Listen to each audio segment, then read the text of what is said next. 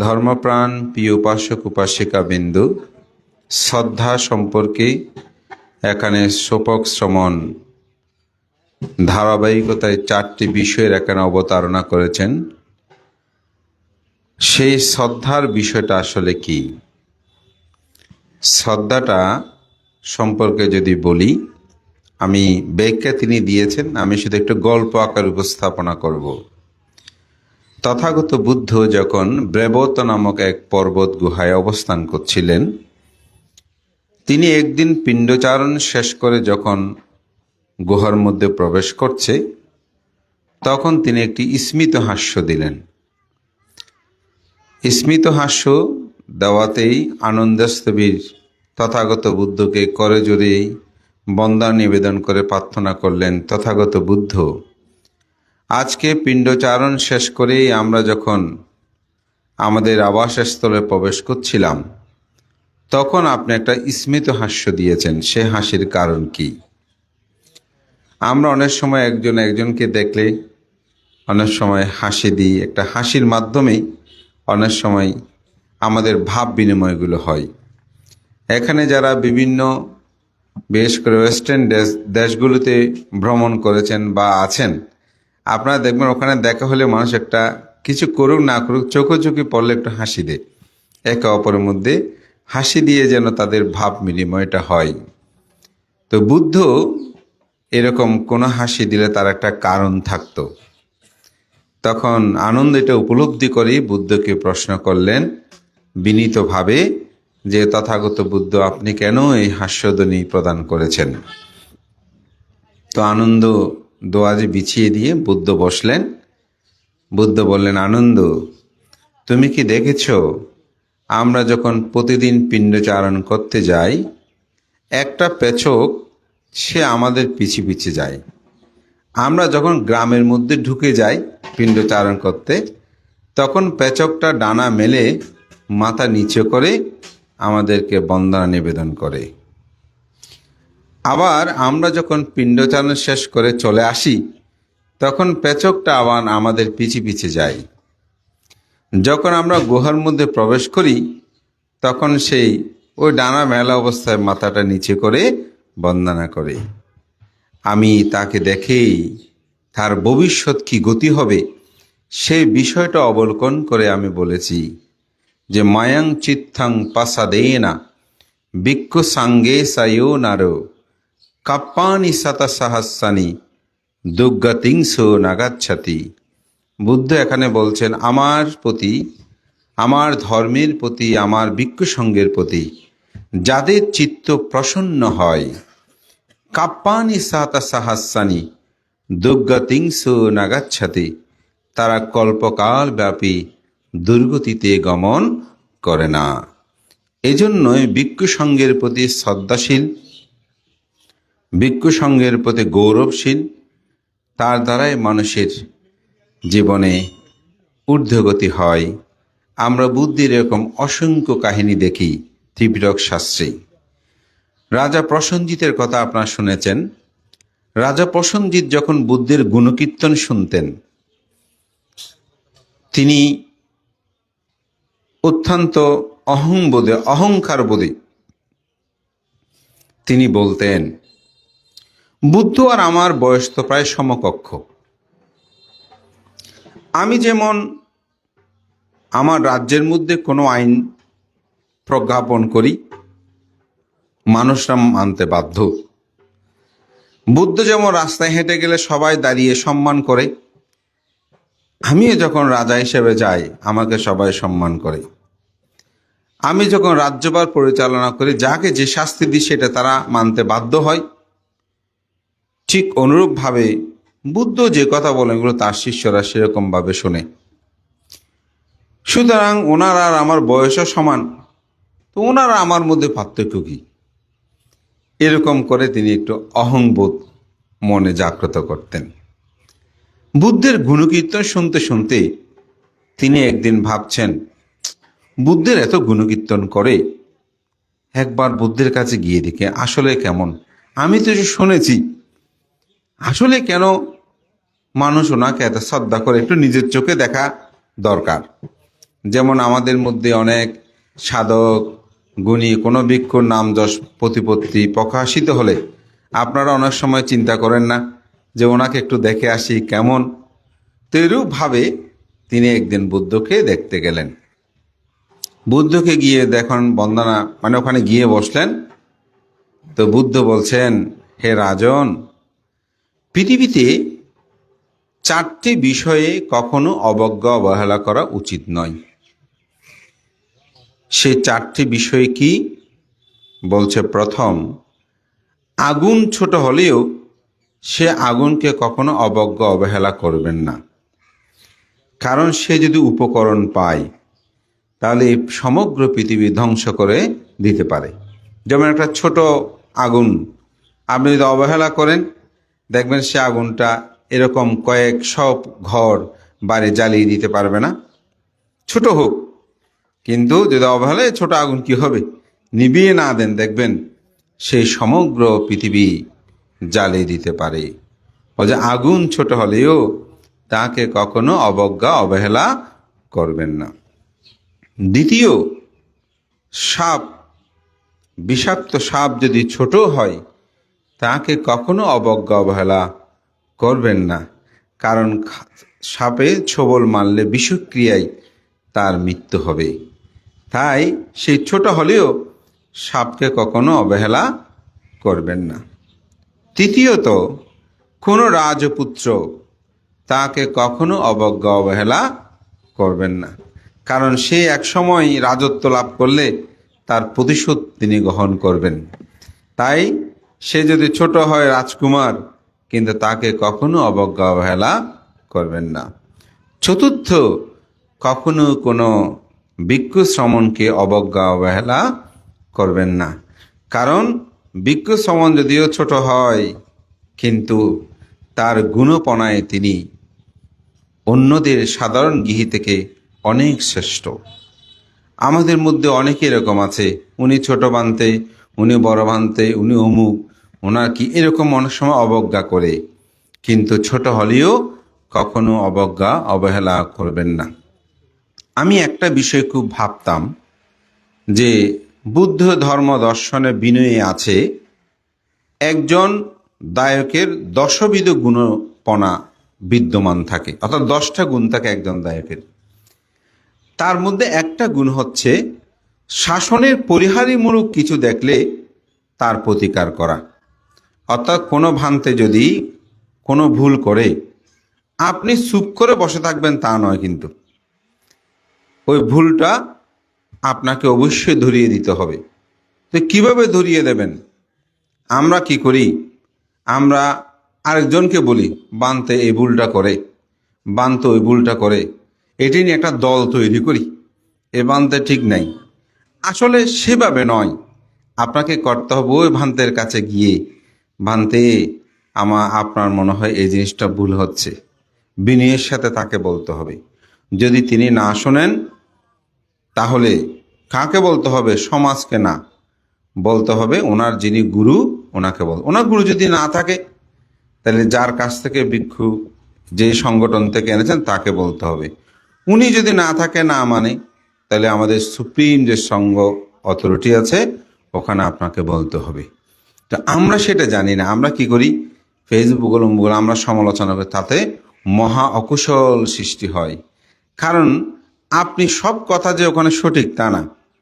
যুদ্ধ করতে গেলে আসলে যুদ্ধের মধ্যে কোনো নিয়ম নাই। যেমন অনেক সময় পাকা আম পাড়তে গিয়ে যেমন কাঁচা পড়ে যায়, ঠিক আপনি যখন একজনকে পরাস্ত করতে গিয়ে বিভিন্ন কথা বলবেন, ওখানে যদি একটা মিথ্যা হয় তাহলে তার জন্য তো নরকের দ্বার খুলে যায়, পাপ সৃষ্টি হয়। এজন্যই বুদ্ধ এটা বলেছেন, আপনি সমালোচনা করবেন না তা নয়, কিন্তু যুক্তিপূর্ণ সেটা ভিক্ষুকে গিয়ে সেটা বলতে হবে। এভাবেই বুদ্ধ কিন্তু নির্দেশ দিয়েছেন। আমাদের মধ্যে অনেক উপাসক আবার না, ভান্তে নিয়ে কোনো কথা বলবে না, এটা আসলে ঠিক নয়। ভান্তে যদি অন্যায় করে এটা বলতে হবে, তবে বলাটা কীরকম সেটা আমরা জানি না। যে আমাদের সমাজে সবচেয়ে বড় দুর্ভাগ্য, কিন্তু আমি দেখেছি যারা অত্যন্ত পণ্ডিত ধীমান সে ভিক্ষুরা, সে দায়করা ভিক্ষুদেরকে বলে। আমার ব্যক্তিগত জীবনে এরকম অনেক স্মৃতি আছে। আমি একবার সূত্রপাঠ করছি। তো আমার এখনো মনে আছে জিনপন জগৎ, আমি তখন নবীন ভিক্ষু। তো আমার সূত্রপাঠ যখন শেষ হয়, আমি নামও বলি, উনি উপাসক রত্ন হিসেবে খ্যাত বাবু প্রভাস রঞ্জন বড়ুয়া, উনয়নপুরা বাড়ি, উনি সাব রেজিস্ট্রার ছিলেন, মহাপরিদর্শক পর্যন্ত হয়েছেন। তো ওনার বাসায় আমাদেরকে ফাং করেছে। ওই দিন বড় ভান্তে যাই না, আমার তখন 2 বর্ষ না 3 বর্ষ এরকম হবে। তো আমাকে বলছে, ভান্তে একটু জিনপঞ্জ গাথাটা শুনবো। তো জিনপঞ্জ গাথাটা আসলে একটু কঠিন। তো আমি ওই জিনপঞ্জ গাথাটা আবৃত্তি করলাম। তা আবৃত্তির শেষের দিকে গোরাম পানালা বাখামা খামা থাদ্দায়া খাং খান্তি, এরকম একটা শব্দ লাইন আছে। তো এটা আসলে উচ্চারণ করাটা একটু কঠিন, এক শব্দটা অনেক লম্বা। তো এখন আমি সূত্রপাঠ করে গেছি। তুমি আমাকে বলছে, ভান্তে আপনি কিছু মনে না করলে একটা কথা বলি। আমি বললাম যে হ্যাঁ উপাসক বলুন না। বলে, ভান্তে আমরা তো জ্ঞানেশ্বর ভান্তের কাছে এই সূত্রগুলো শিখেছি। ভান্তে আমাদেরকে মেরে মেরে শিখিয়েছেন। ওর জ্ঞানেশ্বর ভান্তেকে তো চিনেন আপনার, উনয়নপুরা, যিনি আর্য শ্রাবক হিসেবে খ্যাত, আমাদের শ্রদ্ধেয় সে দ্বাদশ সংঘরাজ ডক্টর ধর্মসেন মহাতেরও গুরু ভান্তে। তো এই শ্রদ্ধেয় ভান্তের কাছ থেকে আমরা এরকম শুনেছি। ভান্তে এটা এরকমভাবে ভান্তে বলতো। উনি আমাকে বললেন, আমি ওনার মুখে মুখে এখনো বলছি সত্য কথা, এই লাইনটা আমি বলেছিলাম। তো উনি আমার উপকারী, উনি আমার হিতৈষী। তুমি যদি আমাকে এরকম সামনে না বলে পশ্চাতে গিয়ে বলতেন বান্ধে ভুল করে অমুক করে সমুক করে, তাহলে কি সেটা হয়? সেটা হয় না।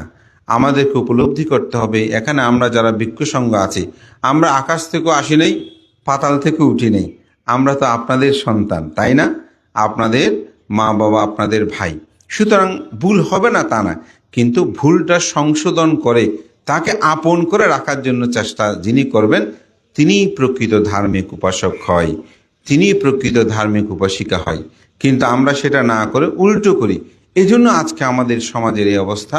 সঙ্গের প্রতি আমাদের গারবতাবোধ, শ্রদ্ধাবোধ। কেন এই কথাটা বলছে, আজকে যখন এখানে বেড়ে আসছি, আমাদের শ্রদ্ধেয় ভান্তে যিনি দেশে বিদর্শন ভাবনা প্রচার প্রসারে অনবদ্য কর্ম সম্পাদন করেছেন। তো ভান্তে কথা হঠাৎ বলল, এখানে বসতে বসতে আমি ভান্তের কথাটাই শুধু ভাবছি, বলল লোকজিৎ ভবিষ্যৎ কি হবে? এখন তো শ্রমণ, প্রায় বিহারের শ্রমণ নাই। ভান্তে কয়েকটা বিয়ের উদাহরণও দিলেন। তো আমি ভাবছি ভান্তের কথাটা শাসনকে ভালোবাসেন বলে কথাটা বলছে, আর নয় তো ওনার কি, উনি বলছে আমি বেঁচে আছি যতদিন আমারটা আমি করে শেষ। ওই যে এই ধর্ম শাসনকে ভালোবাসে, সেজন্যই তো শাসনপ্রিয়, সেজন্যই তো শাসন হিতৈষী কথা আমাকে বললেন। কি করব আমরা? তো এই জন্য ধর্মের প্রতি যে প্রসন্নতা, ভিক্ষু সঙ্গের যদি যে প্রসন্নতা, এটা আমাদের থাকতে হবে। আমরা শুধু মাইনাস করতে চাই, ওইটা অমুক বাদ দেন, ওটা অমুক বাদ দেন, কিন্তু বাদ তো দেবেন, ওখানে কে আসবে? আমরা কে সেটা ভাবি। আমাদের ছেলে মেয়ে এখন মাত্র 2 জন, একজন ভান্তে এগুলো উদাহরণ দিয়ে বলেছেন। তো এখন 2টা সন্তান, হয়তো একটা মেয়ে একটা ছেলে। তো একটা ছেলে বংশ রাখবে, অমুক রাখবে, বৃদ্ধ বয়সে দেখবে, এটা অনেকে ভাবে। তো আর শাসনে পুত্র না আসলে কোথায় থেকে আসবে? এজন্য ভিক্ষু সঙ্গের প্রতিও শ্রদ্ধাশীল হতে হবে, গৌরব হতে হবে। বুদ্ধ একটা পেচক দিয়ে উদাহরণগুলো দিচ্ছেন, হ্যাঁ, যে এই পেচক শুধু বুদ্ধ আমার প্রতি এবং ধর্মের প্রতি, সঙ্গের প্রতি চিত্তের প্রসন্নতার কারণে, ওই যে শ্রদ্ধার কথা বলল, এটার জন্য সে কল্পকাল নরকে গমন করবে না। এ রাজা প্রসঞ্জিতকে উপলক্ষ করে বুদ্ধ বলছেন যে কখনো ক্ষুদ্র হলেও ছোট হলেও সে ভিক্ষুকে কখনো অবজ্ঞা অবহেলা করবে না। যদি করে সে একদিন বড় হবে। আমার এই স্মৃতিটা খুব মনে পড়ে।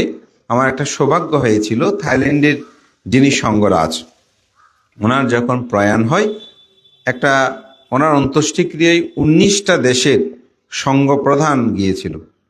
তা আমাদের মহামান্য দ্বাদশ সংঘ ডক্টর ধর্মসেন ভান্তের সাথে এই রাজকীয় সম্মান লাভ করার আমার সৌভাগ্য হয়েছে। আমি ভান্তের সাথে সফর সঙ্গী হিসেবে সেখানে গিয়েছিলাম।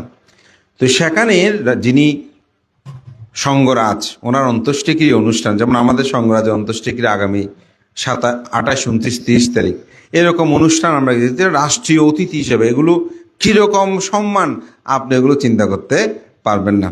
শুধু আপনারা যারা ট্রাভেল করেন বিমানে তারা বুঝবেন, আমাদের আসার দিন প্রায় 15 মিনিট লেট হয়েছে। 15 মিনিট বিমান দাঁড় করে রেখেছে, তো সুতরাং কীরকম সম্মানের জায়গায় সেখানে গিয়েছে আমাদের সঙ্গরাজের সাথে, আমরাও সে সম্মান লাভ করেছি, এটাই আপনি উপলব্ধি। 15 মিনিট বিমান লেটে ছেড়ে যায়, শুধু আমাদের আসতে দেরি হয়েছে এই জন্য। তা আমি যে কথাটা বলছি, ওখানে অনেকগুলো ভিক্ষু সংঘ একসাথে ছবি, ওনার ওই ভান্তে যিনি প্রয়াত তার একটা ছবি আছে। তো ছবিটা যখন তোলা হয়েছিল দেখছি তখন ওই এক কর্নারে একদম ছোট একটা শ্রমণ। তা আমি ছবিটা দেখে ভাবছি যে এই ছোট শ্রমণ যখন এই ছবিটা উঠছিল অনেক ভান্তেদের সাথে, সেখানের কি কোনো ভান্তে অথবা কোনো দায়ক তারা কি চিন্তা করেছে এই শ্রমণ তিনি সে থাইল্যান্ডের রাজগুরু হবে? তারা কি কেউ ভেবেছিল এই শ্রমণ শতাধিক তিনি গ্রন্থ রচনা করবে? তিনি কিন্তু অসাধারণ পণ্ডিত ছিলেন, নোবেল ছাড়া পৃথিবীর অন্যান্য অনেকগুলো পুরস্কার তিনি লাভ করেছেন, এগুলো বর্ণনা অতীত। তা আমি চিন্তা করছি, আসলেই ওই যে কর্নারে যে ছোট শ্রমণটা আছে, ও যে কোনদিন সঙ্গরাজ হবে না তেমন কোনো কথা নেই। তো বুদ্ধ যে বলছেন ছোট হলেও কখনো তাকে অবজ্ঞা অবহেলা করিও না, এই কথাগুলো শোনার পর রাজা প্রসেনজিতের মনে চৈতন্য উদয় হলো। ওহো, আমার মধ্যে যে অহংকার, এটা তো বুদ্ধ বুঝতে পেরেছেন। তখন তার চিত্ত পরিবর্তন হয়ে গেল। তখন তিনি দ্রুত গিয়ে বুদ্ধের পাদে মাথা নত করে কপাল দিয়ে ঘর্ষণ করতে শুরু করলেন। তো বুদ্ধ বলছেন, হে রাজা প্রসেনজিৎ, আপনি কেন আমাকে এভাবে সম্মান করছেন?